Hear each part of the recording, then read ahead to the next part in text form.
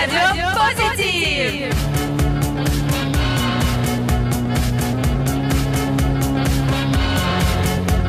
Bonjour à tous, bienvenue dans le Carrefour Jeunesse à l'Aigle, Web Radio Collective, Web Télé du Bige et bien sûr Lily qui est également là sur le plateau. Salut Lily. Salut Fabien, ça va ? Très bien, alors on parle je crois d'un rallye citoyen avec le collège Dolto. Oui. Est-ce que vous voulez bien, messieurs, dames, vous présenter rapidement, donner votre prénom, votre nom, votre fonction et puis après vous allez nous dire un peu ce que c'est que ce rallye citoyen. On commence par vous ? Alors bonjour, je m'appelle Isabelle Clouchet, je suis professeure d'espagnol, mais je suis aussi commandante de réserve citoyenne, locale et jeunesse. Qu'est-ce que c'est qu'être commandant de réserve citoyenne ?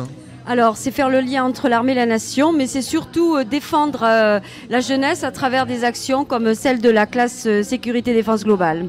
Voilà, nous avons la chance d'avoir ce label pour le collège Dolto et c'est vraiment une chance parce que ça permet à cette classe de participer à beaucoup de choses. Et la classe est jumelée avec un bateau de la Marine nationale, un chasseur de mines qui s'appelle l'Aigle. En plus, Voilà. Théo, l'Aigle, tu as pu le visiter ? Oui. Oui, en plus ? Oui. Mais c'est génial ! C'est vraiment bien ça ! C'est super. Alors, quel est ton rôle, quelle est ta fonction ?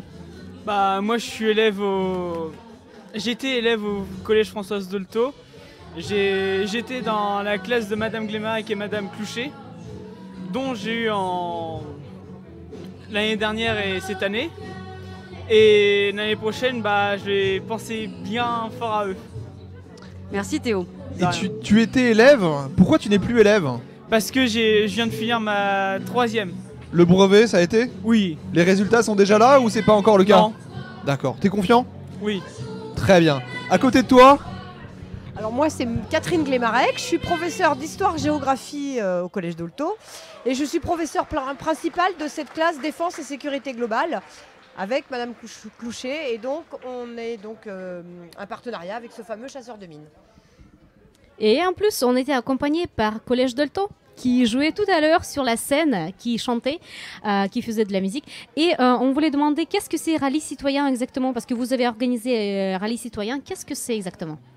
Bah, le rallye citoyen, ça regroupe plusieurs collèges, par exemple celui de Dolto, Foch et Molière, pour le 9 novembre. 9 mai. Le 9 mai, pour faire des ateliers. Certains ateliers sont faits par certaines classes et ceux qui gagnaient, ils pouvaient aller à Paris. Et la deuxième place, c'était pour des places de piscine et la troisième, c'était pour des places de cinéma. D'accord. Donc voilà, il y a des prix en plus sur ce rallye citoyen. Voilà. Les différentes classes organisent a priori des ateliers, mais quel est le but, quel est le principe de ce rallye citoyen ? Alors, vous allez à la rencontre de qui ? Alors, c'est la classe sécurité défense globale qui a organisé le rallye citoyen. D'accord. En partenariat avec des autorités locales, les pompiers, la mairie, la communauté de communes, la préfecture, enfin bon, tout un tas d'entités qui représentent la défense. Il y avait aussi le DMD, le délégué militaire départemental, le souvenir avec l'ONAC et le souvenir français. Et l'ONAC, l'Office national des anciens combattants. Voilà, absolument. Et donc le défense, mémoire et citoyenneté, les trois thèmes étaient développés dans tous ces ateliers. Donc il y avait 12 ateliers en tout. Et Théo se trouvait sur un atelier, lui. Alors un rallye, c'est rarement mobile. Le Paris-Dakar, ça se fait pas de Paris à Paris, ni voilà, Dakar non. à Dakar. D'ailleurs, ça se fait même plus de Paris à Dakar. Mais un rallye, c'est rarement mobile. Mais justement, comment ça se passait cette mobilité ? Il y avait des rencontres des partenaires dans les collèges, on les rencontrait sur leur lieu. Comment ça se passait concrètement ce rallye ? On les rencontrait surtout sur les différents stands. Par exemple, moi j'étais sur le stand du souvenir français avec Monsieur Bélès. Qui était le président du souvenir français. J'étais aussi avec deux autres élèves de la classe, Constance Jardin et Merceline Clyde. On fait clin d'œil à tous les participants, à tous les élèves. Et Théo, est-ce que tu sais pourquoi c'était le 9 mai ? Parce que c'est le jour de l'Europe. Yes. Maintenant, je pense que pendant un rallye citoyen, vous avez appris beaucoup de choses au niveau de l'Union européenne. Oui. Et j'ai une question pour toi. Combien d'États on compte dans l'Union européenne? Combien 28. d'États aujourd'hui Combien ou d'États? hier? Bonne En question. ce moment, l'Angleterre va parce bientôt partir. qu'en 2007, c'était une 2016, chiffre et en 2016, c'est une autre chiffre. Alors, Et en 2017, 28. 28 oui, yes, pays. parfait, très bien. Oui, ce rallye citoyen, quel est le lien avec la matière qui est l'histoire géo? Il y en a forcément un peu. Ah ben oui, parce que je suis certes professeur d'histoire-géographie, mais également professeur d'EMC, d'éducation morale et civique. Donc c'est là où on travaille la citoyenneté, la défense et le devoir de mémoire. Donc il faut savoir que chaque groupe d'élèves qui passait à chaque atelier avait une série de 10 questions et une 11e question qui portait sur l'Union européenne. Comment vous avez ressenti la perception de ce rallye par les élèves? C'est quelque chose qui était plutôt ludique pour eux? C'est quelque chose qui sortait un peu du cadre du cours? Comment vous l'avez perçu sur le ressenti? À la fin des épreuves, tout le monde était ravi, les élèves ont été ravis de participer et ils se sont vraiment très bien investis. Vraiment, on a eu des surprises même dans les classes vainqueurs. C'était pas forcément les meilleures classes scolairement qui ont remporté les prix. Donc non, tout le monde était très content puisqu'on avait fait un questionnaire de satisfaction à la suite. Alors il y a quelques petites choses à revoir puisque évidemment c'était notre première année, donc voilà. Mais sinon globalement tout le monde était très très content. Et sur la réussite, c'est pas une réussite individuelle, j'imagine, c'est une réussite de la classe. Donc il y a une question de travail en équipe finalement aussi et de collaboration Oui, entre tout élèves. à fait. Il y avait une idée de collaboration. Alors c'était pas par classe, en fait, chaque classe était divisée en 2 groupes. Donc ça veut dire que nous avions pour Dolto 6 groupes et pour le collège Foch qui a participé avec nous 8 groupes. Est-ce que le fait de travailler ensemble, le fait de devoir collaborer, c'est pas déjà un peu la citoyenneté et même la base de la citoyenneté, puis l'organisation par des élèves, c'est-à-dire d'organiser des pairs pour les pairs, on est aussi là exactement dans cette notion de citoyenneté. Tout à fait, c'était le but de cette journée citoyenne.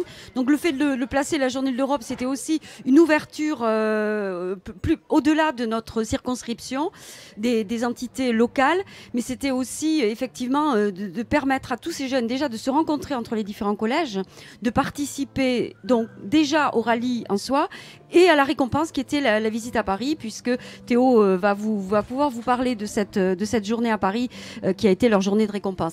De plus, les autres groupes ont aussi gagné des places de cinéma, comme le disait Théo, et des entrées de piscine, mais aussi localement pour faire travailler les partenaires locaux, comme la piscine qui est communautaire et le cinéma l'Aiglon qui fait partie aussi, qui est aussi qui fait partie de la communauté de communes. Voilà. Alors cette journée à Paris, on y vient justement.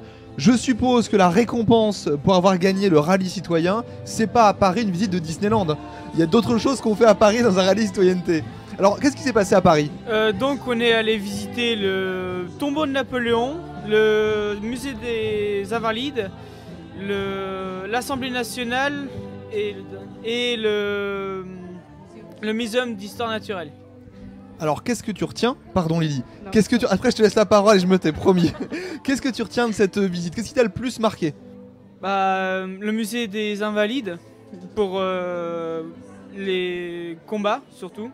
On peut peut-être rappeler un petit coup d'histoire, le musée des Invalides et les Invalides, quand ça a été créé? Par qui? Pourquoi? Rapidement, alors pas les siècles précis. En gros, on voit quoi dans les Invalides? Alors c'est le musée des armées. C'est le musée de l'armée, c'est ça? C'est Des armées, pardon. des armées et c'est divisé en plusieurs plusieurs zones qui se Dolto me rappelle en fond sonore et me trouble. Ils sont bons nos élèves quand même sur tous les plans.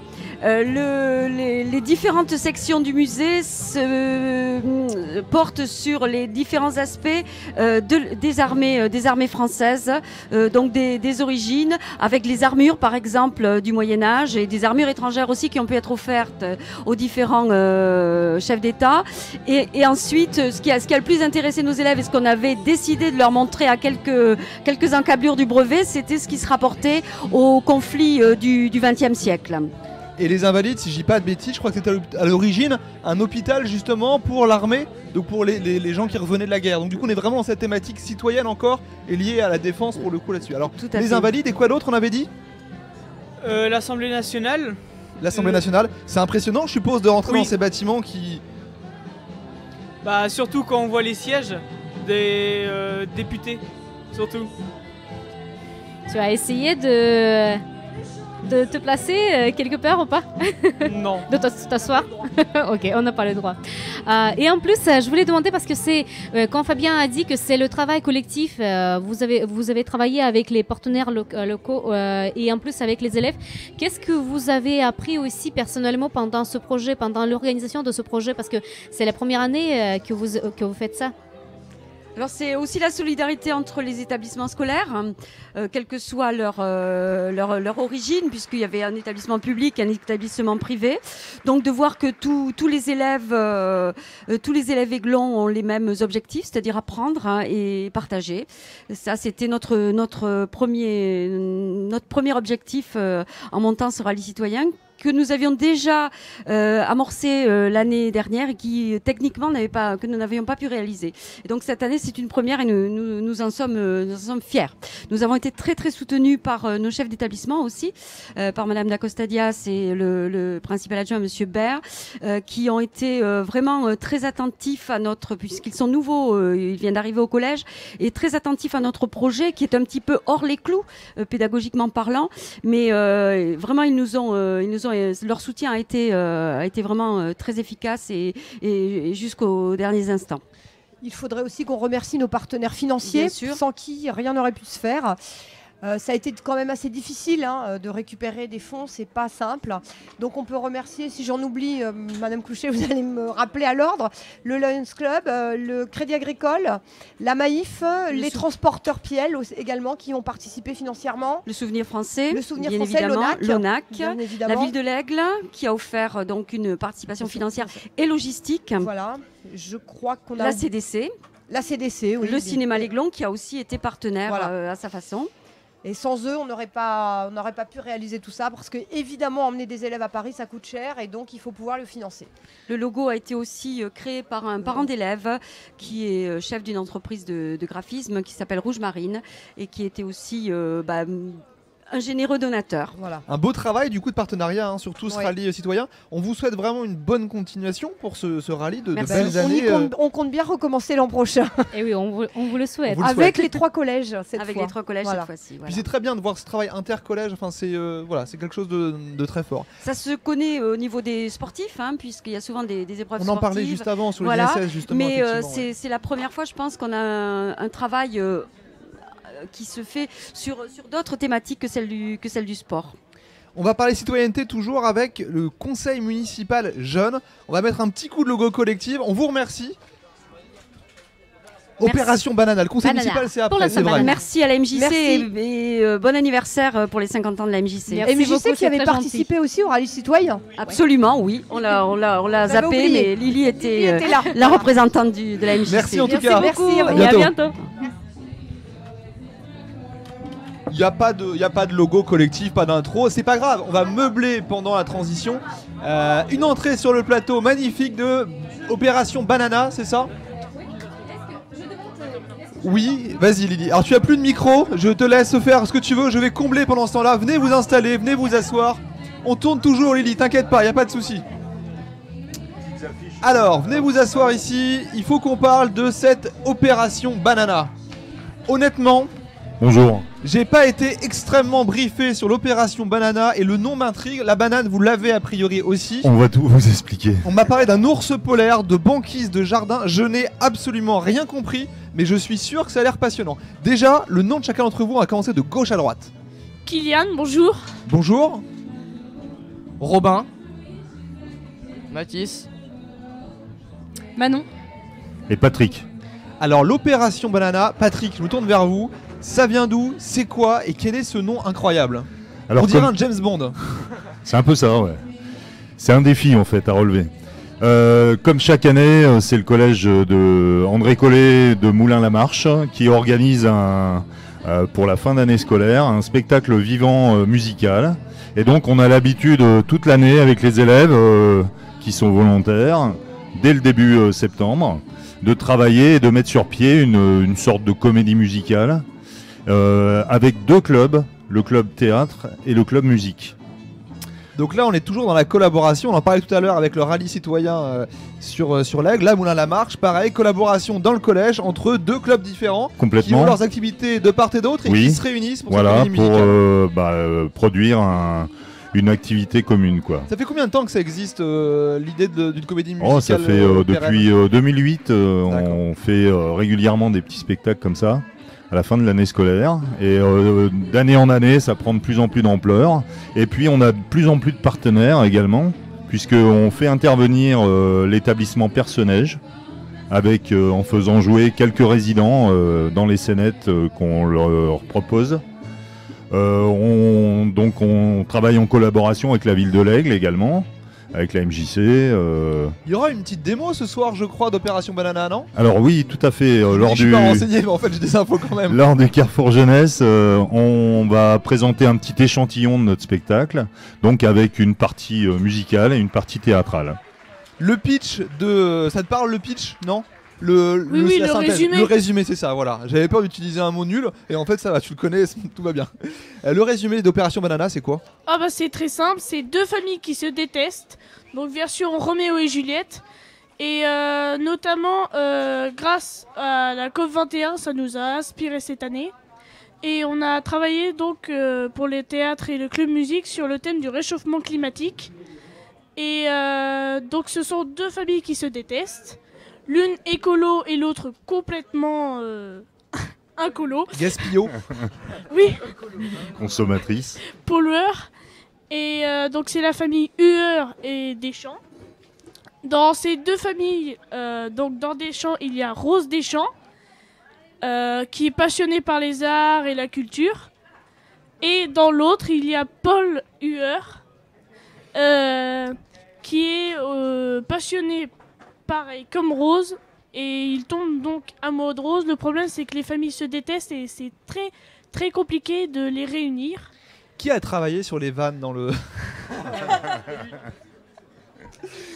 Kylian a participé. Et l'ours? Parce qu'on m'a dit, il y a un ours. Alors l'ours, il intervient au tout début, quand Paul le découvre avec Rose. Et cet ours va être justement un élément essentiel pour le suite de l'aventure, car il va réunir Rose et Paul dans le même but commun, c'est de le sauver, cet ours. Voilà. Il fait ça vachement bien, hein. L'explication, bravo, chapeau. Il est très au point. Merci. Très très bien. Donc on a l'ours, on a les Hueur et les Deschamps. Voilà. J'ai compris un petit peu le principe. Vous quatre, vous jouez quoi dans la pièce? Je fais Paul. Je m'en doutais. Parce que pour Rose, ça marchait pas. Je fais Paul des Hueur. Ici, on a la famille Hueur, mais dans le club musique. Ce sont les musiciens. Voilà. D'accord. Moi, je fais partie de la famille Deschamps, par contre. Parce que au niveau organisation scénique, on va essayer de reproduire justement le fait que ces deux familles sont voisines.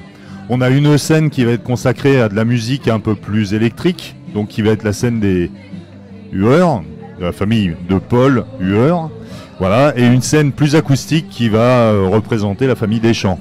Et entre les deux vont se dérouler les scénettes de la rencontre entre les deux familles et l'ours polaire qui se retrouve dans leur jardin. C'est quand même impressionnant, s'il faut 3 scènes.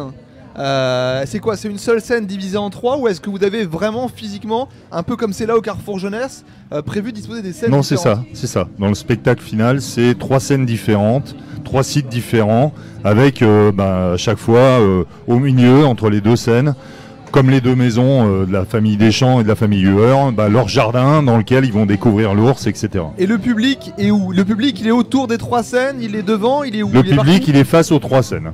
D'accord.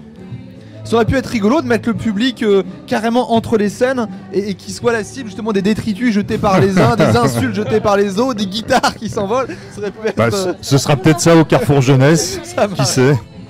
Comment ça se prépare un spectacle comme ça? C'est votre premier ou c'est pas votre premier déjà? Alors, c'est pas notre premier. Chaque année, on travaille sur des thèmes différents.